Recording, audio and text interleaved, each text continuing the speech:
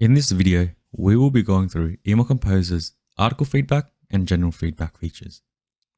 These features provide you with a variety of options to help engage your audience, as well as finding out how your contacts feel towards your communications. To enable this, you will need to go to an article block, and you'll need to enable article feedback. Once you've enabled feedback, you'll need to scroll down below to find all the settings for the article feedback. The options are emojis, which you can see on the left-hand side, like and dislike, star, and satisfaction. Choose the option that applies to you. Once you've done that, select your alignment and how you want it to align in your emails. Below, we also have icon version. In most cases, if you're using a dark or light theme, you can use colored. If you do enable a border, it's most likely you'll need to use light. And for dark, that's if you're not using any borders and you are just using the theme styles.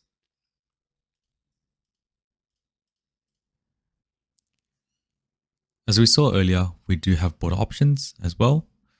So you can either use no border, box border, or a round border. Select the one that suits you and that will reflect into your email. We can also set the icon size if we want to. So by default, it's always going to be medium, but you can always change this to either small or large as well. Please be mindful of selecting large icons, as you will need to ensure that the width of your articles do fit the large icons. We also have show results on submission. By default, all submissions are anonymous, so you won't be able to see who has selected which option, and these will only show as a tally in your actual Email Composer reports. However, if you do want to show results on submission, meaning other people can see what others have selected, then click this checkbox here.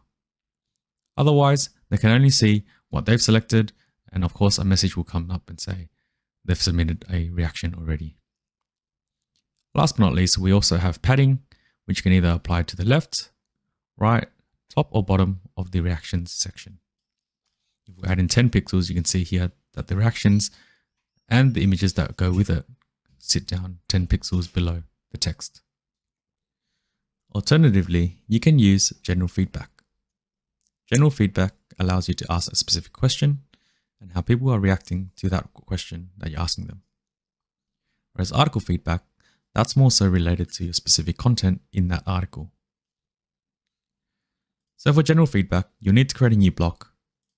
And on the left-hand side, we'll need to drag this particular icon in and drop it into the space that we've created. You also need to have a heading. If you don't have a heading, ensure that you have a report as section to ensure that the Email Composer reports is pulling through data for you. You can ask them a variety of questions that you'd like. So something along the lines of, did you enjoy this month's newsletter? Would be something you might want to ask them.